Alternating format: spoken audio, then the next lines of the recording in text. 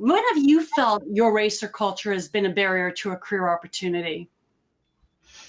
Yeah, a really great question, Suzanne. And, as a Filipino woman, I found that the model minority myth has really actually played a challenging role in abolishing stereotypes in terms of how I fit in a workplace. And it's been a barrier in a number of settings, whether I've worked in sales, communications, community investment, in a small nonprofit organization, in government, or a large corporate environment.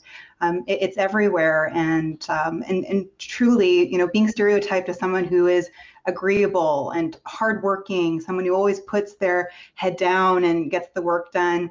These seemingly innocent assumptions about Asian people actually have a really deeply negative impact on our ability not only to take up space in our roles, but to also move forward into leadership positions and board positions and to have voices at the table.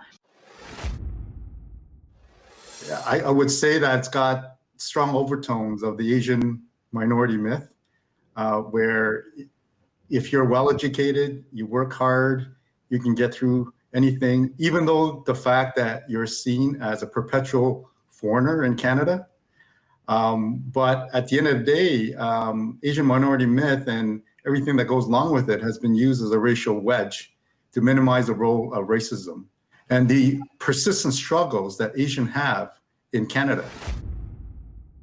Motto of the Order of Canada, which says they desire a better country. And so what is that better country? And I'd have to think that, if we truly believe that Canada is not just my country, it's not just your country, but it's actually our country, well, then we actually have a moral imperative to do something about that when these sorts of things arise, right? Is it through policy? Is it through community discussions? Is it through town halls? Is it through seminars like we are, or workshops today, like we're having right now, and sort of unpacking these issues? There are uncomfortable truths and uncomfortable realities that we need to come face to face with and deal with that baggage if we want to move on. What is that conversation? As you mentioned, like, we have to have those conversations, but what's the one that really needs to happen and needs to happen now? Yeah, well, there's a lot of them. I think a really key one, with respect to multiculturalism, is having that discussion of, well, what does it mean to be a multicultural society and a multicultural country? It means a lot of different things to different people. Jackie made the reference of the melting pot in the United States. To some, that might be multiculturalism, but perhaps not to others, right? And so same with Canada, our mosaic. Is the mosaic what we want to be as a country?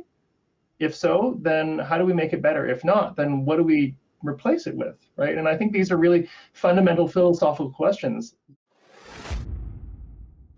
But why did the Asian community feel the need to create it in the first place? And what are the biggest issues today? This is really pushing back against unconscious biases, such as Asians, they lack the social or cultural capital to be in leadership roles. They don't have the personal networks to get there or to function at that level. And so these are the constant biases that we're always pushing back and trying to build that awareness and equalize the playing field for Asians to have opportunities in leadership roles. One of the greatest gifts I've had doing these panels is making what I believe new friends from different backgrounds. And I'm not suggesting all our audience go start these panels, but what I am suggesting is, by connecting with a different culture, look at your friends, look at your business networks, and say, you know what, I don't know somebody that's Filipino or Chinese, or I don't know somebody who's Black, whatever that is. Try to expand your network.